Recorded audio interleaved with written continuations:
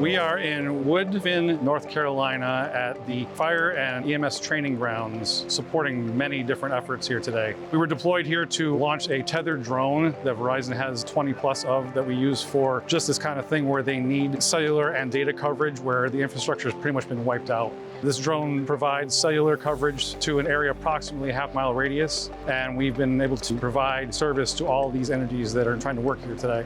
Everyone here absolutely loves it. The guys from Duke Energy came down asking if we would put it up. They needed to place their order, so we set up a tethered drone to provide service. They place their order. It is a good feeling that they appreciate the service. This is pretty much the picture of Southern hospitality down here. Everybody's been working fantastic together. They've been so supportive of us. I'm pretty honored to be here at Verizon to be able to help these folks. I'm glad we've been able to do this. It is a great feeling to see the resources and the time and training that this company puts into this. It's amazing.